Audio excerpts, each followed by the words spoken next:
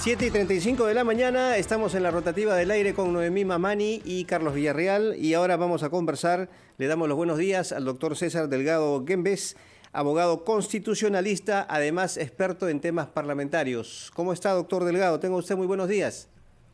Carlos, a los Doctor tiempos que Delgado. te veo, ¿qué tal? ¿Cómo están? Igualmente, mucho gusto de saludarlo. Aquí estamos con Noemí Mamani para esta conversación. Bueno, doctor Delgado, ayer se conoció que ya no se va a ver el tema de la bicameralidad. Usted sabe que hubo mucha polémica en torno al establecimiento de una cuarta legislatura y la rapidez con que se querían aprobar algunos proyectos de reforma constitucional. Uno de ellos, el retorno a la bicameralidad, también la regulación del uso de la cuestión de confianza, entre otros aspectos. ¿Qué le parece a usted que se haya retrocedido en esta intención y que se busque un mayor debate sobre estos temas, estas reformas? Me parece en principio saludable porque la modificación del reglamento del Congreso creando una cuarta legislatura a partir de la tercera con el propósito de hacer reformas constitucionales no era precisamente el método más idóneo para conseguir los resultados. Lo importante es tener en consideración que efectivamente había necesidades que atender, como era la bicameralidad o como es la regulación de la cuestión de confianza. Yo subrayaría incluso que es más importante antes que la bicameralidad la regulación de la cuestión de confianza, porque a partir de la disolución del Congreso del día 30 de septiembre de 2019, se afectó, a mi juicio, severamente el equilibrio entre poderes, sustrayéndole al Congreso la facultad que le corresponde, de acuerdo a la Constitución, de ser el órgano que decide respecto a el otorgamiento o al rechazo de una cuestión de confianza. Se la trasladó a través de la sentencia del Tribunal Constitucional de manera oficial al presidente de la República. Entonces se generó un desequilibrio entre poderes, se perdió la independencia entre poderes y el poder legislativo quedó menoscabado severamente respecto de una atribución que debe ejercitar en una democracia liberal como órgano representativo de la voluntad popular. Ese era el daño que tenía que haberse reparado. Pero la reparación del daño también tiene mecanismos idóneos. Uno de ellos era el haber utilizado las facultades que tenía el Congreso nuevo, el que se inicia sus funciones el día 17 de marzo del 2020, dentro de las normas que existieron al momento en el que el propio Congreso decidió iniciar sus funciones modificando su reglamento. No sé, pero, sí. Doctor, disculpe, no sé si usted ha tenido oportunidad de revisar, ¿no?, el proyecto de reforma constitucional sobre la regulación del uso de la cuestión de confianza que se iba a discutir, ¿no? Al menos no se aprobó, o sea, no alcanzó el número de votos requeridos de 87. No sé si usted lo ha revisado y si el proyecto en sí equilibraba las competencias entre Poder Ejecutivo y Legislativo. Claro, el proyecto lo conozco, la Comisión de Constitución me pidió opinión sobre la materia, la emití y en mi opinión expresé que estaba plenamente de acuerdo con el contenido de la reforma que se quería establecer, pero que discrepaba respecto de el momento en el que se iba a aprobar ese proyecto, porque no era nada conveniente desde el punto de vista democrático ni constitucional el hacerlo a través de un medio artificioso como era la creación ad hoc de la cuarta legislatura. Las medidas que contiene ese proyecto son estupendas, son muy buenas. Quién sabe, habría que hacer un muy pequeño ajuste, pero la necesidad existió.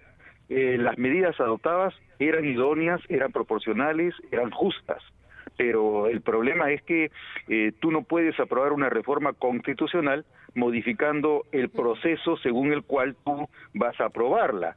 En principio, las medidas son adecuadas, eso es incuestionable. Ahora, mencionaste, Carlos, que no se había aprobado la reforma constitucional sobre la cuestión de confianza, pero lo correcto en este caso es afirmar que se ha aprobado hasta ahora la primera parte del proceso constitucional, porque la Constitución prevé que para reformar la Constitución tú tienes la posibilidad de aprobar la reforma con una mayoría absoluta. El número de votos alcanzado fue 81, por lo tanto, el siguiente paso debiera ser conducir el proceso al referéndum. Eso sería lo que la Constitución prevería, pero bajo la condición de que el Congreso decida hacerlo, porque tiene otro camino, que es mantener la aprobación dada hasta que el siguiente Congreso sea el que resuelva, que sería lo correcto, porque este Congreso ya perdió la oportunidad de haberlo hecho. Doctor Delgado, en todo caso, ¿de qué forma influye o cómo va a influir las decisiones que tome el actual Congreso en esta cuarta legislatura, que si no me equivoco va hasta el 16 de julio, nos quedan poquísimos días? ¿De qué forma va a influir en el próximo gobierno, en la próxima gestión?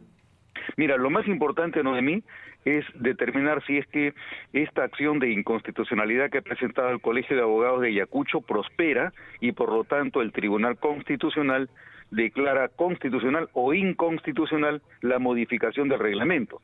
Si no hay pronunciamiento antes de tiempo, debería poderse realizar cualquier cambio dentro de la reforma que ha realizado el Congreso. Pero si como consecuencia de esta acción de inconstitucionalidad resulta que el tribunal declara inconstitucional la cuarta disposición transitoria y complementaria que ha generado el Congreso, muy probablemente los efectos de esa declaración de inconstitucionalidad podrían traer como consecuencia que todo lo que se aprobara dentro de la cuarta legislatura, que sería inconstitucional, carecerían de efecto. Por lo tanto, habría una sombra muy grave respecto de todo lo que realice el Congreso a partir del periodo que ha calificado como cuarta legislatura. Esa es la consecuencia. Doctor Delgado, se ha presentado una acción de inconstitucionalidad en el TC contra justamente la reforma o la resolución legislativa que establece la cuarta legislatura. ¿Usted cree que tenga, diríamos, un resultado positivo para las pretensiones de quienes han presentado esta acción de inconstitucionalidad, que prospere? La acción presentada por el Colegio de Abogados de Ayacucho tiene como fundamento la violación o la transgresión de principios constitucionales. Eso es lo que tendrá que evaluar el tribunal. A mí me parece que desde el punto de vista positivo y estricto, no cabría afirmar que hay una afectación de la constitucionalidad. ¿Por qué? Porque el Congreso ha utilizado una facultad que le reconoce la Constitución como es la potestad autorregulatoria o autonormativa. La Constitución le da la facultad al Congreso para que se dé su propio reglamento y para que lo reforme. El principio es un poco más complicado. ¿Por qué? Porque si bien tiene la facultad de darse su reglamento y de modificarlo, el Congreso ha procedido a modificar el reglamento con un fin específico que tiene una motivación, digamos que poco ortodoxa desde el punto de vista de la legislación, de la manera en la que se puede legislar, no solamente en el Perú, en cualquier parte del mundo. ¿Por qué? Porque el Congreso tenía una norma que era la que existió hasta antes del inicio de las funciones de este Congreso. Esa norma era la que te decía cómo se organizaban las legislaturas. Este Congreso empezó a funcionar en la segunda legislatura del periodo 2020-2021.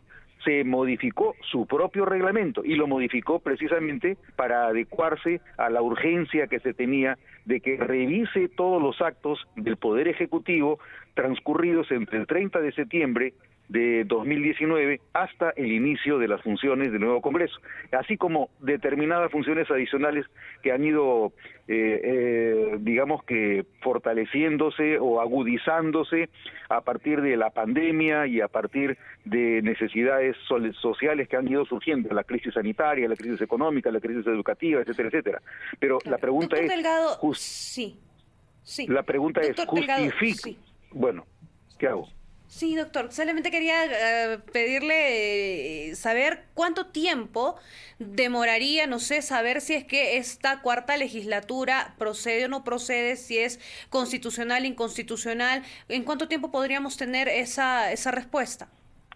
Esa respuesta la debe dar el Tribunal Constitucional porque tiene un plazo para hacerlo, pero el Tribunal Constitucional también puede priorizar los temas, como ocurrió, por ejemplo, con la cuestión de competencia que presentó el Poder Ejecutivo en contra del Congreso. Ese fue un caso que, si se hubieran seguido los plazos ordinarios, se hubiera tardado muchísimo más, pero el Tribunal decidió darle un tratamiento prioritario a esa demanda basada en el conflicto de competencia entre el Congreso y el Poder Ejecutivo, y la adelantó en su agenda. Entonces, todo va a depender de que este tribunal adelante en su agenda esa materia, y de otro lado, que el Congreso tome o no una decisión respecto del reemplazo de los magistrados cuyo mandato ya concluyó. Eso es otra contingencia que hay que tener presente, porque si la comisión y el pleno optan por reemplazar a algunos de los magistrados, los resultados pueden ser totalmente distintos. Muy bien, doctor Delgado, como siempre, muy amable por estar con nosotros esta mañana en la rotativa del aire. Un gusto conversar con ustedes, Carlos y Noemí. Hasta luego, buenos días. Buenos días. Buen día, doctor. 7:46, Noemí, vamos a la pausa de inmediato y regresamos con la parte final de la rotativa del aire.